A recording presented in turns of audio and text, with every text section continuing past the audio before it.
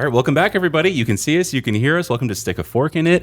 We're very excited to have you here. We're excited to be in this new era of our podcast. Yes. We hope that if you're not already following, you start following. There's a lot of amazing guests coming up, and we really want you to engage and ask questions. Yep. But today we're here as usual with Shannon and Thomas, and we are talking a little bit about the upcoming anniversary that we have at Causeway Center. That's pretty exciting. I can't believe it's been that long already. 1 year. A whole year. Right? And how long from when we blew up the ground? That was epic. Oh, God. Yeah, I think the groundbreaking yeah. Was one of the best things we've ever done. For the listener and viewer that doesn't know about it, we literally blew up the ground, which involved lying to various folks, not telling our insurance company nor our director of facilities that we were going to do this. But we're here now. And you can Google it and the because statute everybody of limitations, covered it. So just Google. My favorite Tampa moment was Bay. when one of the, we exploded, once somebody pushed the plunger, it exploded and a car alarm went off. Yes. Oh, that's right. That was the first one. Yeah. We were all like, oh no, the one thing we didn't think about. But it's a big anniversary. It is. I'm so excited. Yeah. So and congrats to you, though, before we get into our banter. This was 12 years ago, something that you scratched down on a piece of paper that you wanted a facility. So happy anniversary. Yeah, Thomas. thank you. It's I think a lot of us still walk in the building and think, I can't believe that I work here. Definitely. For those of Big you change. that have ever been to our old facility, we have a word for it, but I don't think I can say it on the podcast, can I? Is it four letters or more? It's S-H blank blank hole. So for the listener or viewer, you can fill in the letters as you feel comfortable. So That's how Shannon, he refers to it. anniversaries. Yes. I thought we would talk about anniversaries and the gifts that, if you don't know, there's a new list out. So there used to be gifts that you gave for anniversaries. Yeah. Well, it's changed. Oh, and there's a new one. There's a new one. So Okay. I want to make sure that you have a chance to weigh in on this and think about this. So the original 1 year anniversary, do you know what it was? Jewelry. No. Paper. Yeah. It's now clocks. Clocks. Oh, well, you know they have a new ring that is like trending. That's a So how the heck do you go from paper to clocks? Like, what's the thinking that happened there? who wants paper or a clock? Well, I'm talking about jewelry. Yes, I mentioned that. You were clear about that. Yeah. So the third anniversary, which feels a little awkward, was leather. Yeah, a little awkward. Yeah. We're just going to, as a Handbag. family-friendly... Handbag. Yeah. Okay, True. fair enough. That's As a better. family-friendly podcast, we're going to move on. Now, what do you think it is? What year? The third? Oh, Third. the Yeah. new one? Going from leather? The answer is not Lace. jewelry. Lace. Thank you. That is to Thank Stevie you, Don. Nicks. Thank you, Don Henley and Stevie Nicks. No, it's now crystal or glass. Here's my favorite. The fifth anniversary used to be wood. At what point is someone coming home on their fifth anniversary? Furniture. That's not really. No. The bed. On the 5th anniversary, you could redo the living room. This would be one of those. or the bedroom. This would be I'd one be of like, those "Oh, things. honey." No. Okay, so as a gift giving thing, you're all right with the idea that a gift to you could be a household gift on your anniversary. Wait a minute. You just I said. said an entire room, Yeah, no, not that- a household gift. Please tell me what the new one is. I think in the future you can get a vacuum. The new No. one is yes. that would be Shannon- the it's end made of of wood. anniversary. What I just heard Shannon say is she's okay with a vacuum Yeah. for No, anniversary she- gifts. You heard it here No. first. It's now silverware. If I think it went from I bad got to worse. silverware for a gift. Who Yeah. buys silverware? Yeah, that's I'm not good. bad. Sending him to the cutlery. hospital to get I checked don't out wanna because do he's brain dishes. It's a damaged. good Now- anniversary then. You hear another voice on our podcast. Yes. We'd like to introduce our guest. Yeah. Yes, girl. Yes. Welcome. Thank you for having me. I'm excited. I love this banter that's going on. Yeah, well, here. join in Chantel from, Grow Financial. I Yeah. know her. It's so hard when you, You know might want to somebody. introduce her Right. to just Yeah. spitballing it here, but introducing her to the audience might be a, You guys are really People going to know. love her, so let's go. Yes, I'm Chantel from Grow Financial Federal Credit Union. I'm so excited to be here. I didn't realize how exciting this conversation gets. Yeah. Yes. Even better. Right? So we have this wonderful program. Yes. I am so curious. We're going to bounce into that program, but I'm so curious on how the relationship between Grow Financial and Feeding Tampa Bay came about, because I always come in when everything's kind of been decided and let's throw parties and draw So you're attention not in to it. sales. No. I help sales after.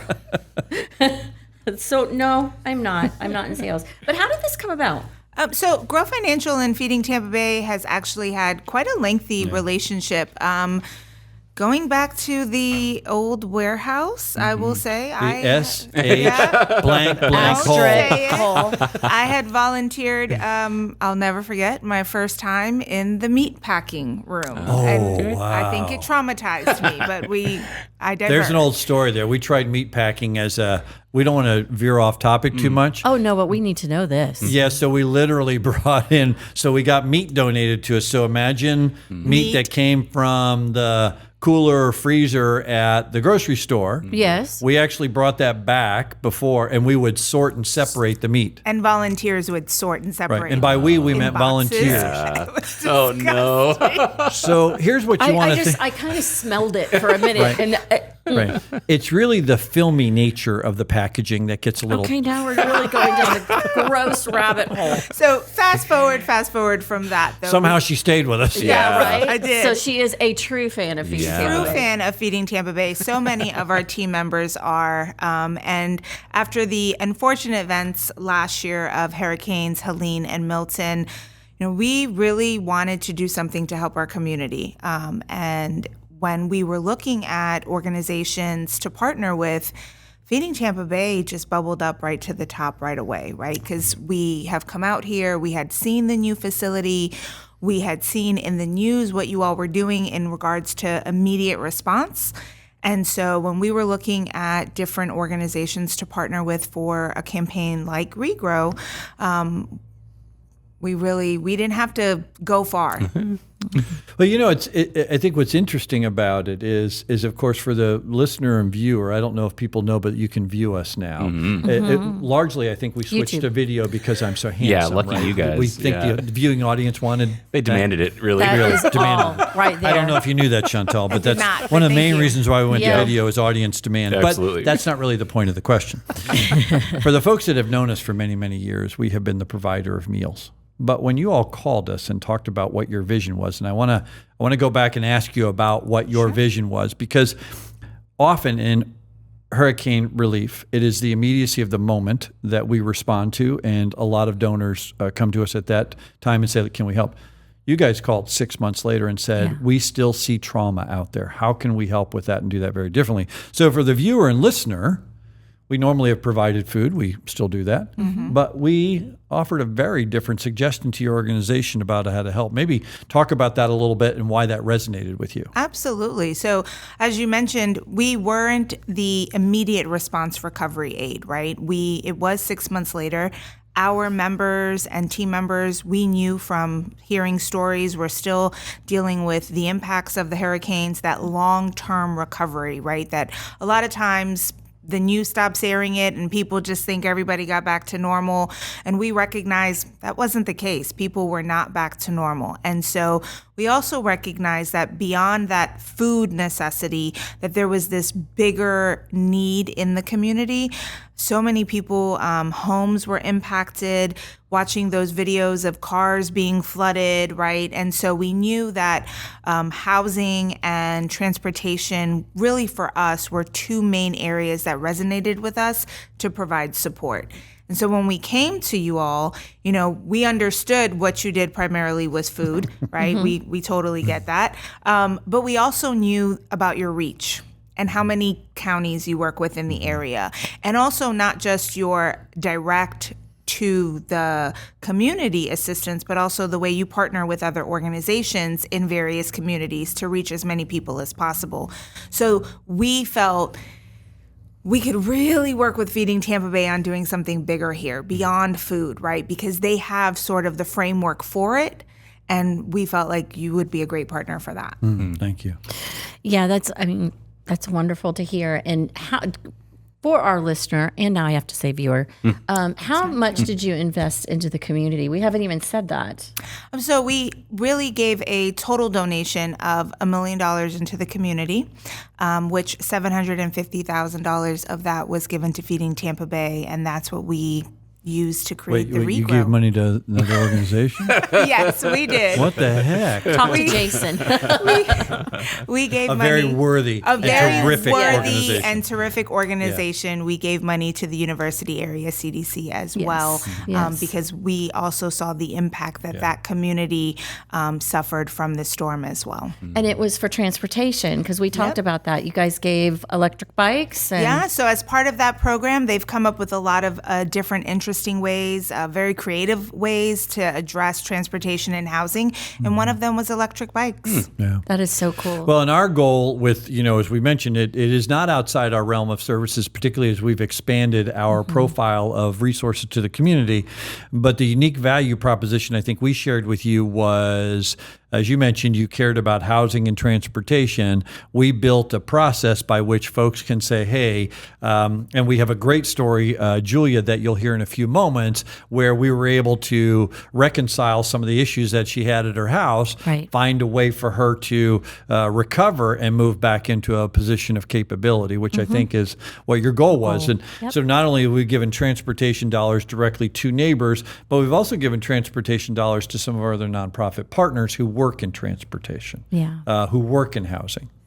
So a lot of people are being helped, and there's a couple of things I want to point out is you guys came to us, and that level of trust that's between us.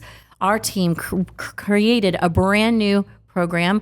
We named it Regrow. The logo, everything, sent it to your way, and it was like, let's go.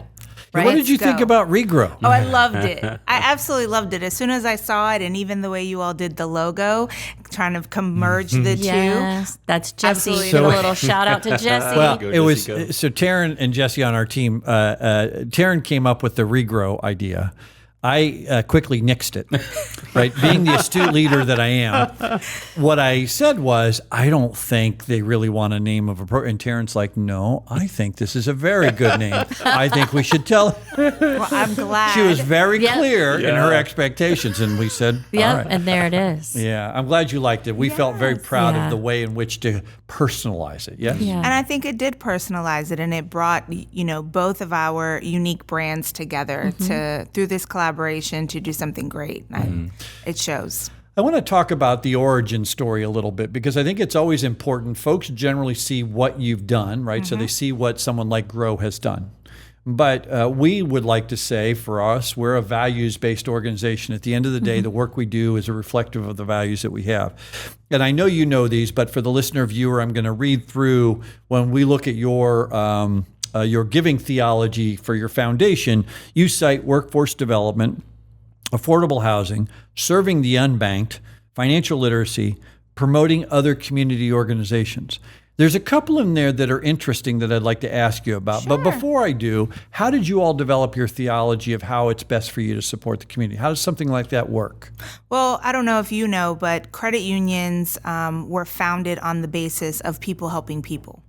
And so over the course of the last 5 years, we've really worked on getting back to our original credit union roots and what our purpose is. And so our main sort of overlining theme is we serve people over profit. And that's number one for us. And so then from that, we've also begun to build our community development initiatives, our philanthropy, and our volunteerism programs with the foundation that we have as well. And so we wanted to, we're a financial service industry business, right? I'm not changing that. We are who we are. But there are ways that we can help the community grow and help provide security for the community. And so when we look at that, we look at things like serving the underbanked, affordable housing, and workforce development as an employer in the community, but also how can we help promote workforce skills as well as a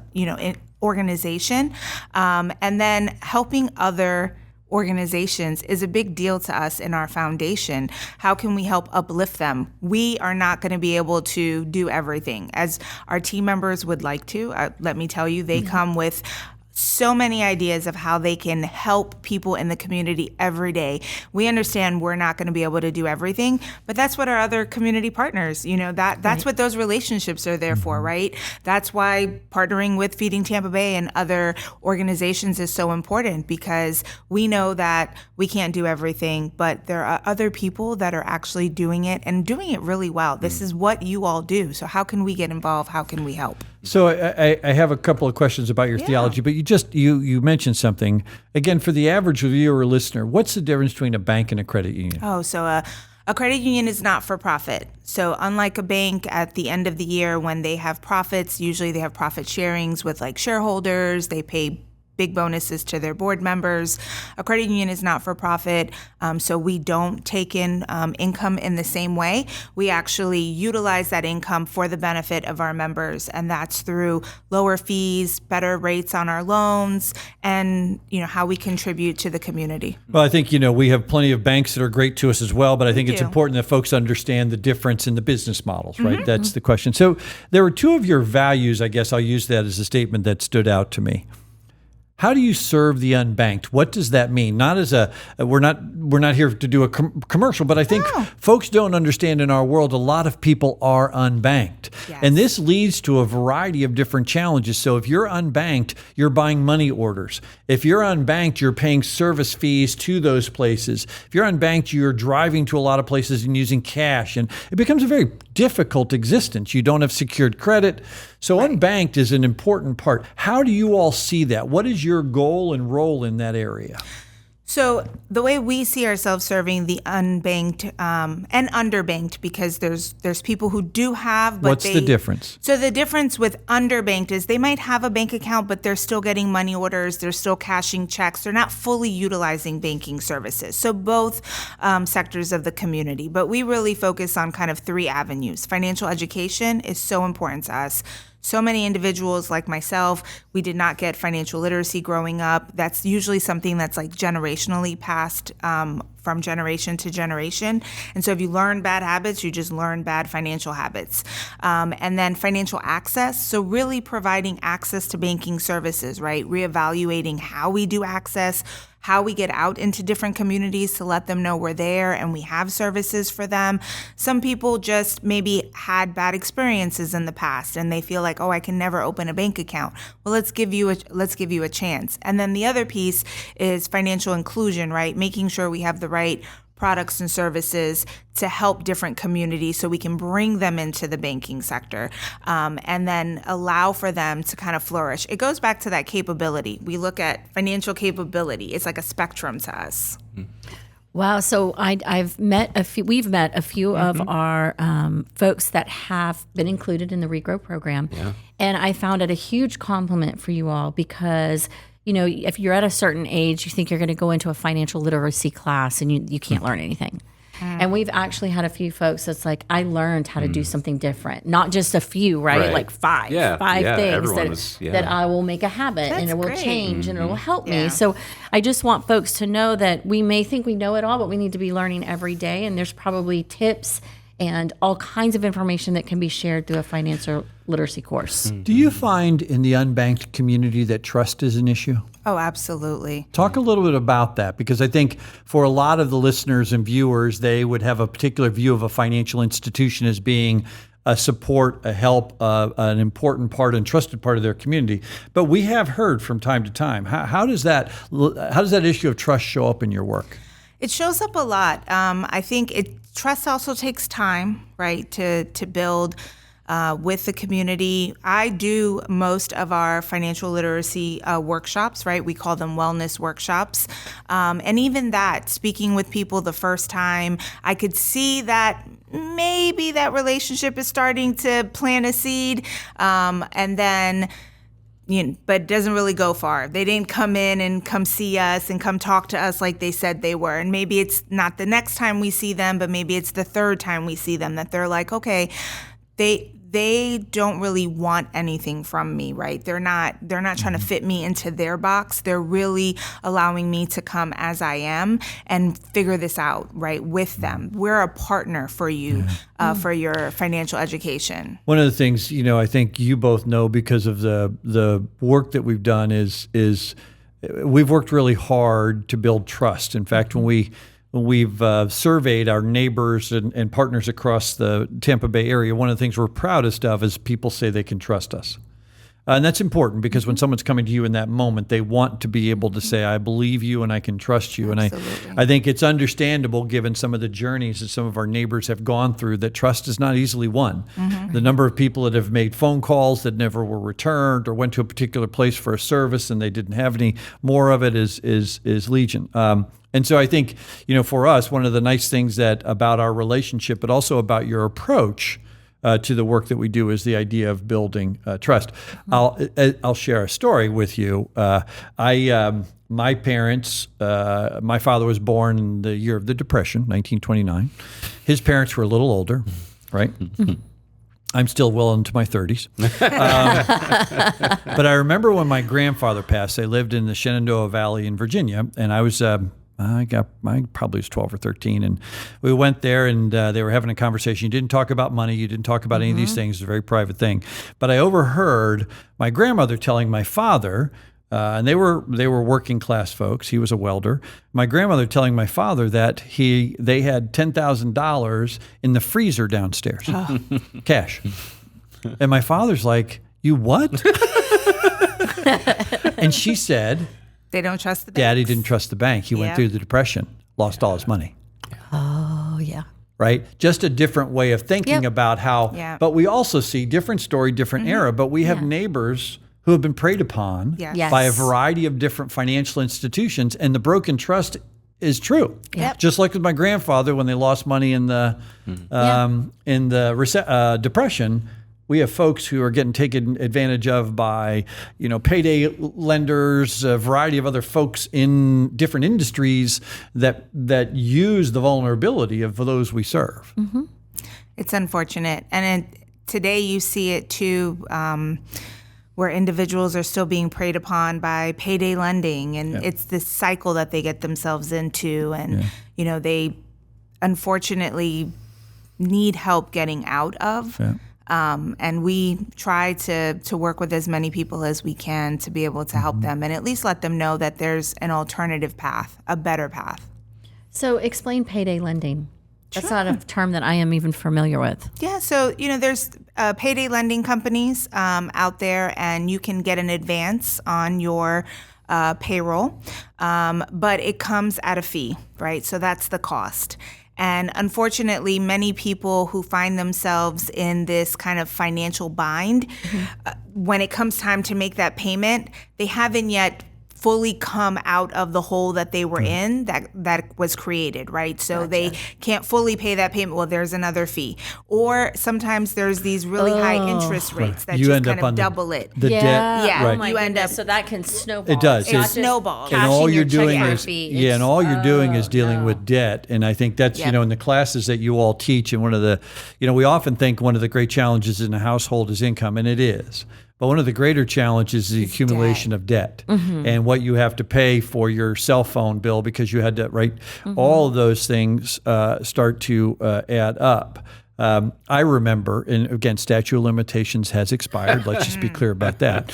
I remember on Wednesday, I'd get paid on Thursday. The direct deposit would go in Thursday. On Wednesday night, I'd go to the grocery store and kite a check, right? Because it wouldn't clear. Right. But I could at least get money a day early because my life was that difficult to manage, trying to make my way through. And so I think of all the things we are so grateful to you all for and proud of the partnership for is we're helping folks make better choices with better options. Yes. Yeah. And I loved that you all wanted to include financial education in the Regrow program and that you were open to that and us being, involved with the financial education. I think that I'm also so happy to hear that so many people have said that they've learned something through that. Yes. I was thinking of sitting in the next one just because I'm curious. Yeah, right. I just when you guys have it scheduled, I'd like to sit in. Chantel, I just also want to be clear. We patented Regrow and we own that. Just so we get that out there. Right. So you guys called dibs first, right? Okay. Yeah, so even though he hated it, Yeah, He now. patented it. Yeah. Now I love it. yeah, now it's It's so ours. great. Oh my goodness. So the really interesting part is how you can go to our website, feedingtampabay.org/regrow, where you can apply. It helps with transportation and housing. We've helped so many people fix storm damage that little bit that's not covered by insurance is still got to be fixed. Yep. Right. So we're helping so many people.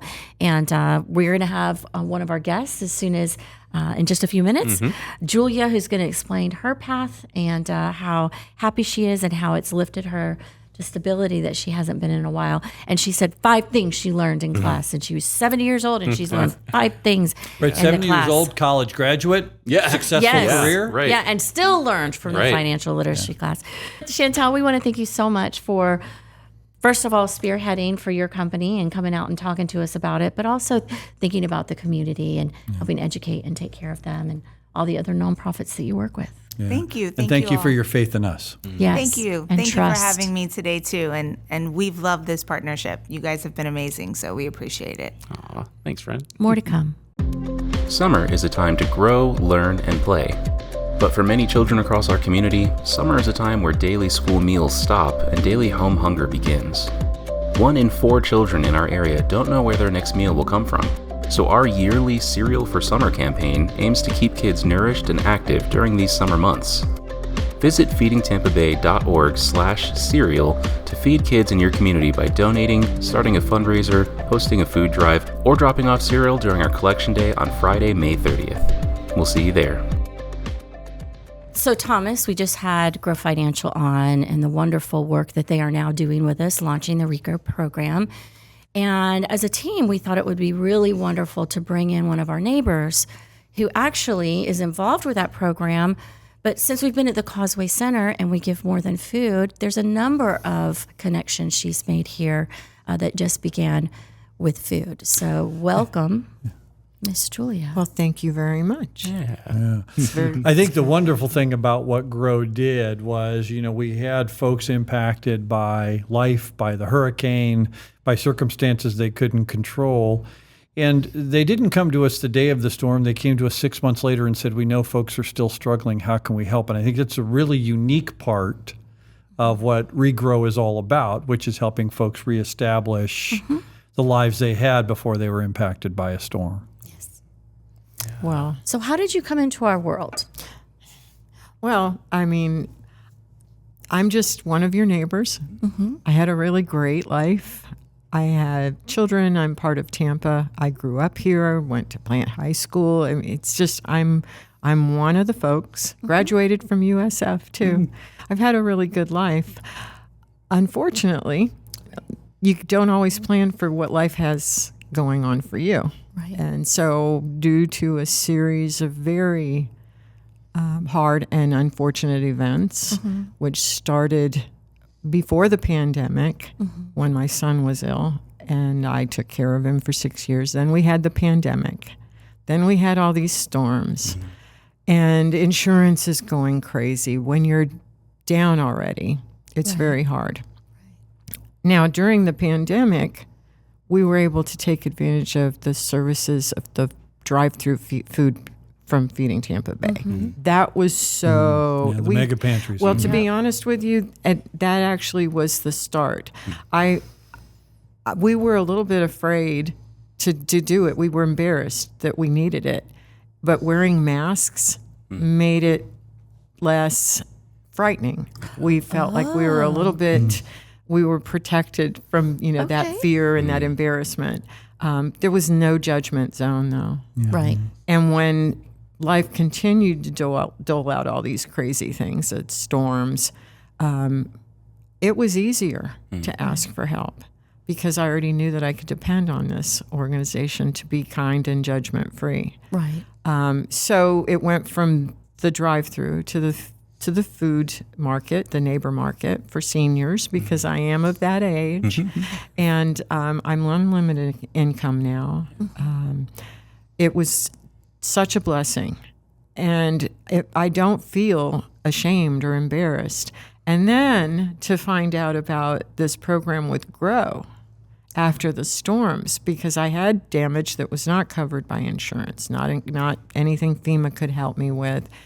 And I tapped out my savings completely at the very end, the last drop, Right. taking care of what I could. And then to have this Grow Financial program come into play, it's been incredible. Yeah. I can't even say enough. So what is the program actually helping you with? What happened to your home? Well, like I said, I did have to, I'm very fortunate. I know there's a lot of people that their main structure, the roofs are down and everything, but I had a carport, which my car was parked under. Very minor damage to the car, but the whole thing came down. A tree came down on that. Another tree came down in the yard. Trees are very expensive, I've found out, to have cut down from threatening your house. And if they're not actually in your roof yet and they're just hanging over you, that's on you. So all of that came out of pocket. Wow. And I mean, I had to, that was hard. I didn't know whether I'd be paying my electric bill, or I had to make those decisions. Right. I've had to make decisions about utilities and everything else. So it was the Grow grant that was, I took a financial class. I actually learned something at that class. Good for I thought, oh, what can they you. teach me? I'm senior citizen. I know everything. I've been doing this my whole life. No, that I learned things. I did, and it's going to help me. Nice. Then at the end of that, there was a little grant that I got that's reimbursing a good bit of what it took to cut those trees down. And they're going to help me with my mortgage this month. And I'm going to cry because That's a lot. that is so meaningful. Just Yeah. my mortgage is almost as much as my monthly Social Security check. So it's pretty. It's life-changing. You know, it's funny. I was thinking as you were talking, what we've noticed for so many neighbors that have tried to navigate what has been a really tough 5 or 6 year stretch. There's just less resilience, right? There's a lot of strength inside the person and inside the home, but there's less resilience, there's less resources. And some of the challenges folks have hit harder. And I think, listening to you, I imagine that's kind of what you felt like in some ways, like, goodness, this again. One more thing. I Yeah. can't take one more thing. Right. Yeah, exactly. And to be honest with you, I had somebody staying with me that had lost her house in Sarasota. And I mean, she came and she was living in her car. This is a social worker, a therapist with a, young woman. And she was living in her car. And she said the same thing. One more thing, I just couldn't think of anything to do. One of the things that we've observed over the years, which is probably the most heartwarming and for all of us life affirming, is that those who have experienced the toughest conditions and circumstances are always the first ones to reach out to someone else who's in a similar circumstance. It's something for us that I think always reminds us of the kindness of the human spirit. Yeah. The kindness of the human spirit is what's getting us through this. We're all the same. Yeah. We are all the same. And there's 1,000 cliches for how we say that, but I mean, they're, by some miracle, that could be me. It's true. Miss Julia, we are so glad that the Regrow program has helped you get back on your feet. And I know you're still coming in and getting healthy food and being connected to other services that help guide you to independence. Thank you. I am more grateful than I could ever express. Yeah. I truly am. And I think we're always aware that it's a kindness that you share with us and with the community to tell your story. And so thank you for that. Oh, thank you. I think we're always grateful when someone can help let someone else know what their journey was like and how they've traveled what can be a difficult road. And I think, you said earlier, which all of us have had to ask for help along the way. Yep. every single one of us. I think it's not true when someone says they don't need to. All of us need someone along the way, and I'm glad that Regrow was here for you, and I'm glad our organization was here with you. Thank you so much. Thank you, Julia. Man, so I learned a lot about credit unions and banks today, and more about Regrow that I didn't even know. I feel like I was at the kickoff and everything, but to hear from Julia like how much this program helped her was really cool. I mean, I know we all dealt with a little bit of storm stuff last year, but she got hit hard, and so to hear from people directly like that experience, what did you guys? What really like stuck out to you guys from today? Well, for me, because I ended up working with Julia on a number of stories, is just how brave and resilient people are. She was a little nervous to tell her story, but then she actually turned it around and said, I can help influence others. And even after that, she's had folks, when she did her TV piece, that she's had folks reach out to her. I'm struggling too, that she went to high school with way back at Plant High, and she's 70 years old. And they're asking how they can get in touch with Feeding Tampa Bay and the Regrow program as well. And, wonderful partners and organizations, and that the trust is the most important thing. So you talk about that. It's Julia trusted me in a time that was uncertain, and Grow trusted us. Yeah, I think that probably my takeaway is I'm always reminded when we do stories like this, how folks come together for the greater good. That when like-minded people with like-minded values want to make sure their community is better for their presence in it. We talk about this a lot, but it probably because it's one of the themes that I think is important in our lives is when people understand that their community is built and better when everybody participates in it. So Grow Financial had a desire to help folks. We had an opportunity to do so. And out of that came a program where, the key element of the Grow program is get people back into their lives, get them to their jobs, get them to their homes safely, reduce their expenses so that they can, move back to a place of capability. And I'm just reminded in that story how important that is. Well, and really what this podcast is all about is that, we're not in this alone. Yeah. If we all work together, we have pretty incredible outcomes. So thanks, fellas, and on to the next time.